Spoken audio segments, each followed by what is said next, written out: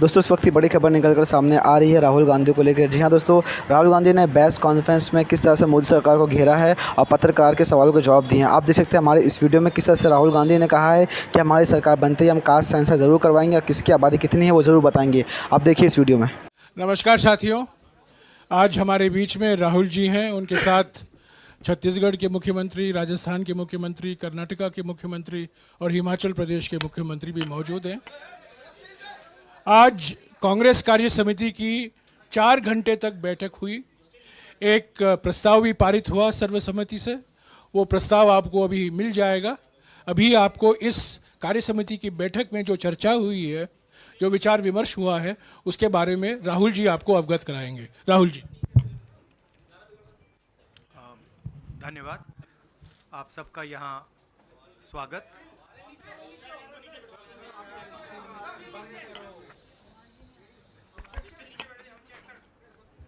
आ रही है बेटर। आप सबका यहाँ स्वागत। जैसे जयराम रमेश जी ने कहा, 4 घंटे हमारी कास्ट सेंसस पे चर्चा हुई, डिस्कशन हुआ और एक ऐतिहासिक निर्णय कांग्रेस वर्किंग कमेटी ने लिया है और यूनानिमसली लिया है। मगर मतलब कमरे में कोई ऐसा व्यक्ति नहीं था जिसने अपना पूरा सपोर्ट कास्ट सेंसस का जो कॉन्सेप्ट है उसको नहीं दिया। तो काफ़ी खुशी की बात है। हमारे यहाँ चीफ मिनिस्टर्स बैठे हैं।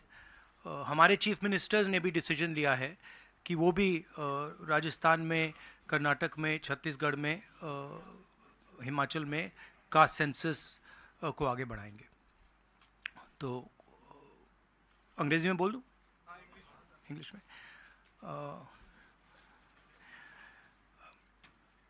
There's a very big decision taken today by the Congress Working Committee. Unanimously, the Working Committee has supported the idea of a caste census in the country.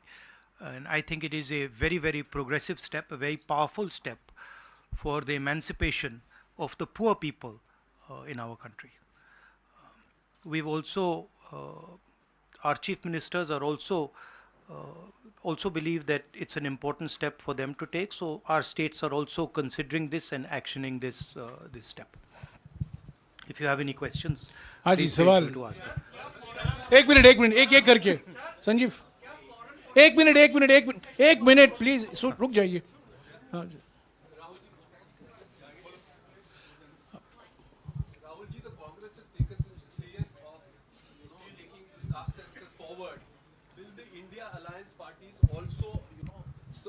Support you in this, because the Congress is unanimous in this, whether all the other parties, because you are going to contest the elections together, all 26 parties are contesting the elections together, so will they also support, and will you seek their support? Well, the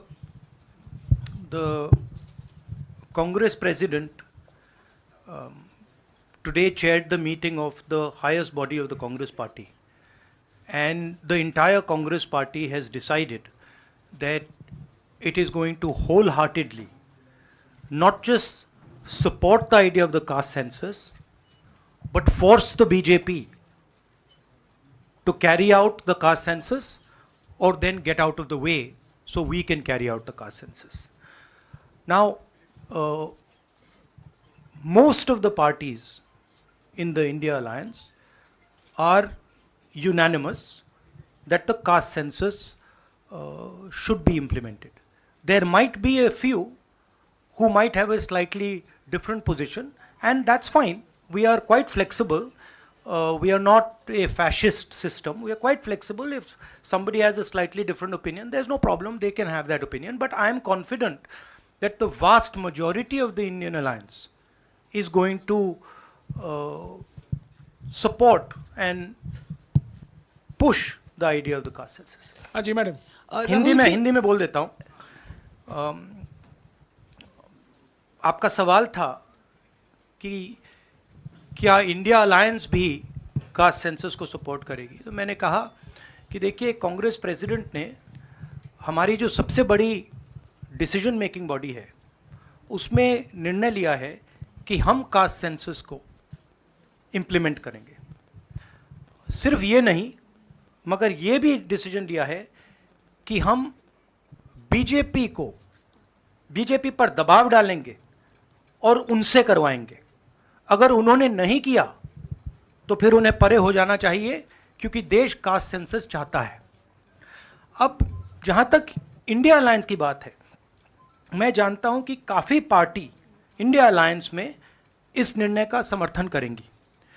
एक दो party हो सकती हैं जिनकी राय थोड़ी अलग हो। हमारे लिए कोई प्रॉब्लम नहीं है, क्योंकि हम कोई फैशिस्ट सिस्टम नहीं है। मगर ज़्यादा से ज़्यादा पार्टियां इस डिसीजन को पूरी तरीके से सपोर्ट करेंगी। हाँ जी मैडम। राहुल जी मैं पूनम, एक मिनट मैडम बोलिए। अच्छा, अगर आपका सवाल सुनिए, अगर आपका सवाल गहलोत जी से है या बघेल जी से या किसी हमारे चीफ मिनिस्टर से, उनका नाम पहले ले लीजिए प्लीज। राहुल जी मैं पूनम हूँ, अमर उजाला से। इधर मैं ये आपसे जानना चाहती हूँ कि राजस्थान ने कल रात को ही जातीय जनगणना को लेकर अपना जो रुख है वो साफ कर दिया है। आज से 5 राज्यों का चुनावी बिगुल बच गया है। तो क्या ये माना जाए कि ये 5 राज्य जो हैं वो कांग्रेस का लिटमस टेस्ट होंगे भारतीय जनता पार्टी के ऊपर दबाव बनाने के लिए कि वो जातीय जनगणना कराएं? देखिए, ये जो आपके शब्द हैं लिटमस टेस्ट, ये केमिस्ट्री में चलते हैं, ये राजनीति में नहीं चलते हैं। हमारी सिंपल सी बात है, हम सब ने निर्णय ले लिया है कि हिंदुस्तान के भविष्य के लिए कास्ट सेंसस जरूरी है। एक कास्ट सेंसस के बाद एक नया डेवलपमेंट का पैराडाइम खुलेगा, और हमने निर्णय ले लिया कि हम ये काम करेंगे। तो ये मैं आपको आज बता रहा हूं कि कांग्रेस पार्टी इस काम को पूरा करके ही छोड़ेगी। और याद रखिए, जब हम वायदा करते हैं, हम उस वायदे को तोड़ते नहीं हैं। हाँ सुनील, एक मिनट सुनील।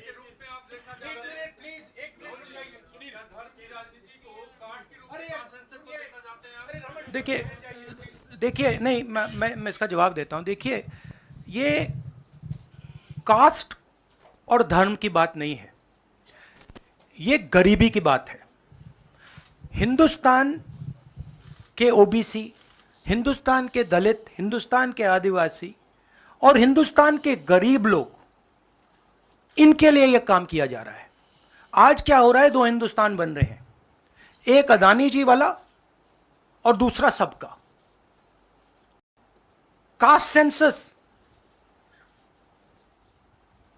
साफ दिखा देगा कि हिंदुस्तान में लोग कितने हैं, कौन है, और हम वहां नहीं रुकेंगे।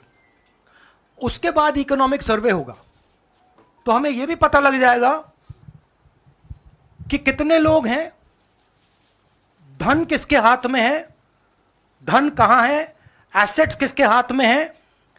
और फिर जैसे मैंने कहा, जो एक्सरे हमें, और मैं कहता हूं शायद इसमें मेरी भी गलती है, जो हमने पहले नहीं किया उसको अब हम पूरा करके दिखा देंगे, क्योंकि इस एक्सरे की जरूरत है। अगर हम नया पैराडाइम, नया डेवलपमेंट का पैराडाइम चाहते हैं जहां सबको न्याय मिले, उसके लिए हमें कास्ट सेंसस करना ही होगा। Sir, you've heard the Prime Minister in Hyderabad, give his counter to the caste census and about, the rights and what will happen to southern states and the various things. How do you view that? And also for the Karnataka Chief Minister, why doesn't he go ahead with the release of the caste census data? We are in discussions. We are very clear what our direction is. Those actions will be taken. I'll also let Siddaramaiah ji directly answer your question. So first, let me ask him to. You haven't answered that. I'll come back to you. He's asking about caste census in Karnataka. Our previous government in Karnataka, that is, the government, our Congress government was there between 2013 and 2018. Normally he doesn't need a mic. In 2014 and 15, we have entrusted this caste census and socio-economic survey of all communities to Permanent Backward Class Commission, headed by one Kantraj, then chairman of the commission. By the time our term is over, the report was not ready. When coalition government was there in Karnataka after 2018, the caste census report was ready, but the coalition government's chief minister, Mr. Kumaraswamy, did not receive that report. Now the report is laying with the Permanent Backward Class Commission. I requested now the present chairman, Mr. Jayaprakash Hegde, to submit the report to the government. If he submits the report, he will definitely issue the report. With consensus, caste census and socio-economic survey of all communities, particularly other backward communities. एक minute please, अरे एक minute रुक जाइए ना, जवाब दे रहे हैं राहुल जी, जवाब दे रहे हैं. On the Prime Minister's, yeah, the Prime Minister is making unconnected statements. What the caste census has to do with, representation of the South is very difficult to understand. Now, the problem is that the Prime Minister is incapable of doing the caste census. I'd like to point out something quite interesting. There are हमारे 4 chief ministers हैं, 4 में से 3 OBC वर्ग के हैं. BJP के 10 chief minister हैं, 1 OBC वर्ग के हैं, और वो भी कुछ ही दिन में चीफ मिनिस्टर नहीं रहेंगे. तो बात बहुत होती है ओबीसीज की, मगर नरेंद्र मोदी जी को यह बताना है कि ओबीसीज के लिए आपने किया क्या. मैंने पार्लियामेंट में उदाहरण दिया कि 90 अफसरों में से 3 अफसर ओबीसी वर्ग के. नरेंद्र मोदी जी ने उसके बारे में कुछ नहीं बोला. उन्होंने यह भी नहीं बोला कि हां यह गलत है. उन्होंने बोला, एक शब्द नहीं बोला. मतलब उनके लिए यह एक्सेप्टेबल है कि हिंदुस्तान में जिनकी शायद 50% आबादी है अप्रोक्सीमेटली, उनका सरकार को चलाने में कोई भी हक ना हो. तो यह तो सच्चाई है, रियलिटी है. प्राइम मिनिस्टर सीधा कह दें कि हम कास्ट सेंसस का डेटा रिलीज कर देंगे. प्राइम मिनिस्टर सीधा कह दें कि अगला सेंसस कास्ट बेसिस पे होगा. वो कह ही नहीं सकते, क्योंकि प्राइम मिनिस्टर सचमुच में ओबीसी वर्ग के लिए काम नहीं करते हैं. प्राइम मिनिस्टर का काम ओबीसी वर्ग को डिस्ट्रैक्ट करने का, ओबीसी वर्ग के ध्यान को इधर उधर करने का है. जो सच्चाई है कि ओबीसी वर्ग, दलित वर्ग, आदिवासी वर्ग को कितनी भागीदारी मिल रही है, उससे डिस्ट्रैक्ट करने का पूरा सिस्टम बना रखा है आरएसएस ने और नरेंद्र मोदी जी ने.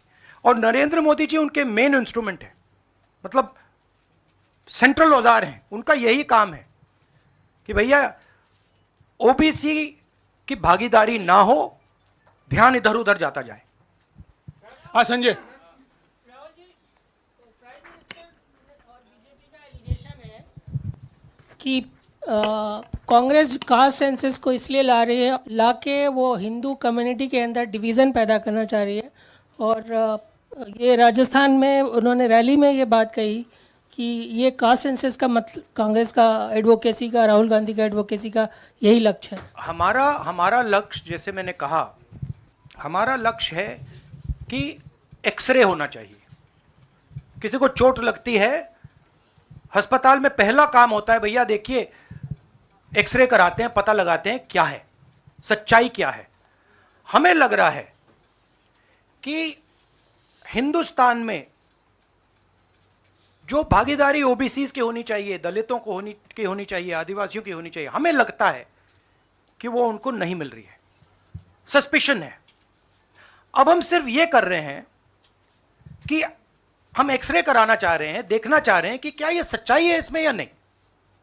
नरेंद्र मोदी एक्सरे कराने से क्यों डर रहे हैं? इसमें लोगों को बांटने की बात नहीं है, इसमें जो हक लोगों का है उनको देने की बात है। अब मुझे यह बात समझ नहीं आ रही कि हिंदुस्तान के जो प्रधानमंत्री हैं एक्सरे क्यों नहीं करा रहे हैं, एक्सरे करने से क्यों डर रहे हैं, और जहां भी जा रहे हैं आप नोटिस कीजिए कहीं ना कहीं डिस्ट्रैक्ट करने की बात कर रहे हैं। कभी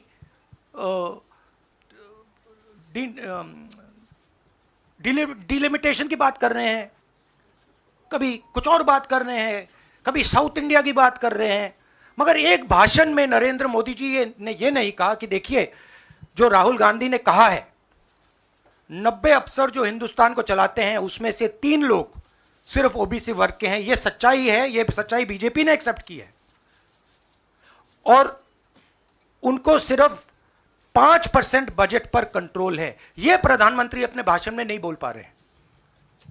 क्यों? क्योंकि उनका लक्ष्य कुछ और है, उनका लक्ष्य डिस्ट्रैक्शन का है।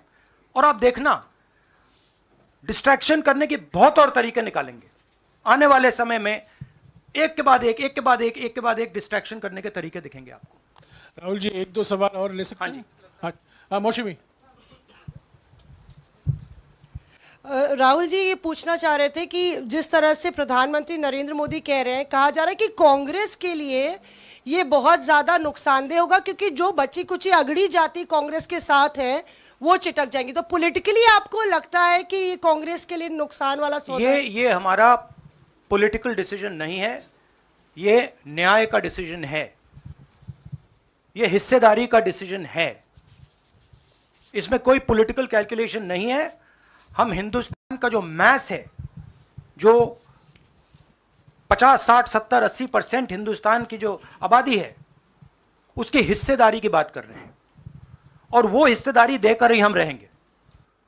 ये हमने निर्णय ले लिया है। आप देख लेना, जैसे मैंने कोविड के बारे में बोला था, चाइना के बारे में बोला था, मैं बोल रहा हूं कास्ट सेंसस होगा, और हिंदुस्तान के गरीबों की जो हिस्सेदारी बनती है वो उनको मिलेगी, और वो काम कांग्रेस करके दिखाएगी।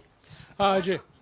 राहुल जी, आपने कास्ट सेंसस के बाद इकोनॉमिक सर्वे की बात कही है, वो क्या इकोनॉमिक सर्वे स्टेट में भी होगा क्या, कांग्रेस रूल स्टेट में? एक चीज़, और दूसरा आपने पार्लियामेंट में कहा था कि आपके पास जो कास्ट सेंसस का डेटा है वो आप अनाउंस करेंगे अगर सरकार नहीं करती है तो। नहीं, तो मैंने ये नहीं बोला। करेंगे? देखिए हमारे पास कास्ट सेंसस का डेटा नहीं है, क्योंकि कास्ट सेंसस का डेटा हिंदुस्तान की सरकार के पास है। तो ये मैंने कभी नहीं बोला है। मैंने ये बोला कि हिंदुस्तान की सरकार के पास कास्ट सेंसस का डेटा है, हिंदुस्तान की सरकार को उस डेटा को रिलीज कर देना चाहिए, और अगर हिंदुस्तान की सरकार उस डेटा को नहीं रिलीज करेगी तो जब हमारी सरकार आएगी पहले दिन हम उस डेटा को रिलीज कर देंगे। हाँ रवि। सवाल, आपने जो इकोनॉमिक सर्वे की बात की, देखिए सवाल क्या है। सवाल यह है, पहला सवाल जो कास्ट सेंसस से क्लियर हो जाएगा, इस देश में कितनी आबादी किसकी है, ओबीसी की कितनी है, दलितों की कितनी है, आदिवासियों की कितनी है, बाकी लोगों की कितनी है, पहला सवाल। दूसरा सवाल, देश का जो धन है, देश के जो एसेट्स हैं, क्या वो इन लोगों के हाथ में भी हैं या नहीं। देश के एसेट्स में ओबीसी की कितनी हिस्सेदारी है, दलितों की कितनी हिस्सेदारी है, आदिवासियों की कितनी हिस्सेदारी है, देश के इंस्टीट्यूशंस में आदिवासी कितने, ओबीसी कितने, दलित कितने। मैं आपसे पूछ लेता हूं, इस कमरे में दलित कितने हैं? देखिए, ये मजा देखिए, इस कमरे में ओबीसी कितने हैं? हाथ उठा के दिखा दीजिए, देखिए मजा। नहीं, वो आप कैमरामैन है भैया, आपकी बात नहीं कर रहा हूं मैं, इनकी बात कर रहा हूं।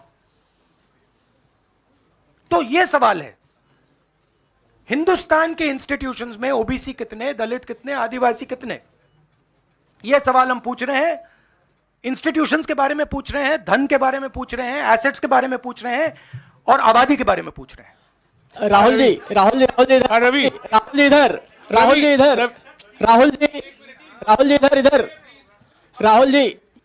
राहुल जी मेरा सवाल, आपने कहा कि प्रधानमंत्री बार बार डिस्ट्रैक्ट करने की कोशिश करेंगे, उसी से जुड़ा सवाल है। क्योंकि प्रधानमंत्री बार बार ये कह रहे हैं कि आप विदेशी ताकतों से मिले हुए हैं और आप देश को तोड़ना चाहते हैं, ये प्रधानमंत्री आरोप लगा रहे हैं, इस पे क्या कहेंगे आप? मतलब इसका क्या कनेक्शन है? हम कह रहे हैं कि जो इस देश के गरीब लोग हैं उनकी हिस्सेदारी कितनी है, वो हैं कितने, हम ये सवाल पूछ रहे हैं। कनेक्शन क्या है? ये वही बात है डिस्ट्रैक्ट करने का कि भैया उधर देखो, इधर देखो, उधर देखो। जैसे मैंने अभी आपसे पूछा इस कमरे में ओबीसी कितने हैं, सब लोग इधर उधर देख रहे थे, एक भी हाथ नहीं दिखा मुझे। एक है, हाँ भैया मेन ये है, ये मेन है। यहां पे ना एक आदिवासी है, ना एक दलित है, ना एक ओबीसी है, तो सवाल उठता है। अब मैं ये नहीं कह रहा हूं सवाल पूछना जरूरी है, मैं सिर्फ सवाल पूछ रहा हूं। उसके बाद डेटा के बाद क्या किया जाएगा उसके बारे में हमने अभी डिस्कशन नहीं किया, मगर हम एक ऐतिहासिक सवाल पूछ रहे हैं। हिस्सेदारी में ओबीसी वर्ग को कितना मिल रहा है, दलित वर्ग को कितना मिल रहा है, आदिवासी वर्ग को कितना मिल रहा है, बाकी लोगों को कितना मिल रहा है? ये हिस्टोरिकल सवाल है और इससे हिंदुस्तान की जो आगे आने वाले का जो इकोनॉमिक मॉडल होगा, पॉलिटिकल मॉडल होगा, इसी बेसिस पे बनेगा। धन्यवाद, शुक्रिया। फाइव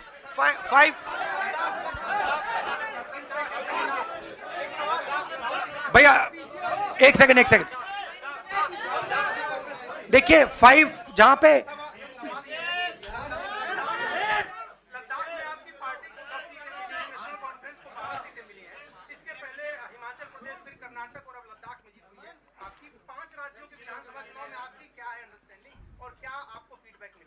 मैंने आपसे कहा कि बीजेपी के 10 स्टेट्स हैं, एक उनका ओबीसी चीफ मिनिस्टर है, तो मध्य प्रदेश में उनकी सरकार जारी है, राजस्थान में भी सरकार जारी है, छत्तीसगढ़ में भी जारी है, तेलंगाना में जारी, सॉरी उल्टा बोल दिया छत्तीसगढ़ में हमारी सरकार है, आ रही है।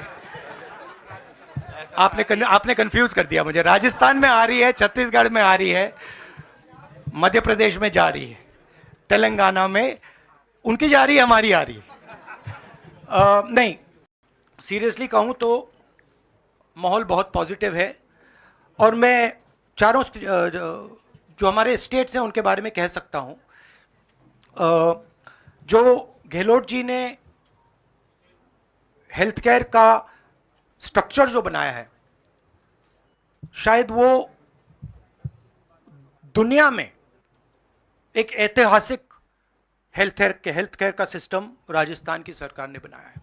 और जो काम राजस्थान की सरकार ने गरीबों के लिए किया है, ऐतिहासिक काम किया है। कर्नाटक में हमारी जो 5 गारंटीज हैं, जो सोशल प्रोटेक्शन की जो स्कीम्स हैं, वो अनमैच्ड है। आप किसी भी स्टेट में चले जाइए, आप पूछ लीजिए, आपको ऐसा सोशल प्रोटेक्शन का स्ट्रक्चर नहीं मिलेगा। छत्तीसगढ़ में जो किसानों के साथ हमारे चीफ मिनिस्टर ने किया, जो उनको धान के लिए दाम मिलता है, सबसे ज़्यादा मिलता है हिंदुस्तान में। जो कनेक्टिविटी उन्होंने बनाई है, जो हमारे छोटे छोटे डिस्ट्रिक्ट्स में मैन्युफैक्चरिंग यूनिट्स लगवाए हैं, जो ऐतिहासिक काम किया है। और अगर सुक्खू जी के बारे में समझना चाहते हैं तो जब हिमाचल को चोट लगी तो उनका रिस्पॉन्स जो था, जमीनी रिस्पॉन्स, लोगों के बीच में जाकर रिस्पॉन्स, वैसा रिस्पॉन्स शायद मैंने तो पहले नहीं देखा है। तो हमारी जो 4 सरकारें हैं अच्छा काम कर रही हैं। मुझे लगता है हम इन चुनाव में बहुत अच्छा करेंगे। मिजोरम में मैं अभी जा रहा हूं, काफ़ी पॉजिटिव माहौल है और जनरली लोगों में गुस्सा है। 1-2 कारण है, बेरोजगारी, महंगाई और जो इनइक्वालिटी बढ़ती जा रही है, कि अदानी जी जैसे लोग अमीर होते जा रहे हैं, देश के पूरे एसेट्स उनके हाथ पड़ रहे हैं, और किसान हैं, मजदूर हैं, वो गरीब होते जा रहे हैं। ये सबको दिख रहा है। तो इसलिए हम प्रिपरेशन कर रहे हैं। कास्ट सेंसस हमारा फाउंडेशन है, मगर जो राजस्थान में इन्होंने हेल्थ केयर के लिए किया वो हम नेशनल लेवल पे करने की सोच रहे हैं। जो किसानों के लिए ये कर रहे हैं, जो इनका सोशल सिक्योरिटी का स्ट्रक्चर है, वो हम इसको नेशनल लेवल पे इंप्लीमेंट करने की प्लानिंग कर रहे हैं। हमारी सोच है कि जो नरेंद्र मोदी जी और बीजेपी ने नफरत, हिंसा और डर का विजन दिया है, हम देश को मोहब्बत, रिस्पेक्ट और भागीदारी का विजन दें। और मुझे लग रहा है कि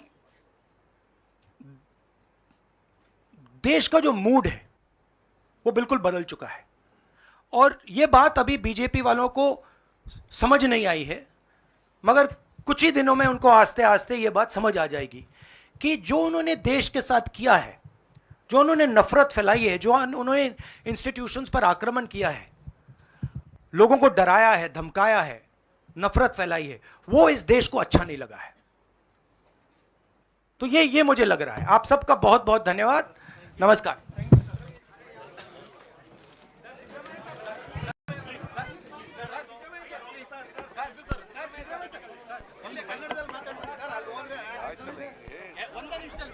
दोस्तों, इस बहस कॉन्फ्रेंस के बाद आप इस वीडियो को देखकर समझ ही गए होंगे किस तरह से पत्रकार के सवालों के जवाब राहुल गांधी ने दिए और किस तरह से प्रधानमंत्री नरेंद्र मोदी नाइंसाफ़ी कर रही है ओबीसी, एसटी और तमाम जो पिछड़ी जाति के लोग हैं उनके साथ नाइंसाफ़ी हो रही है।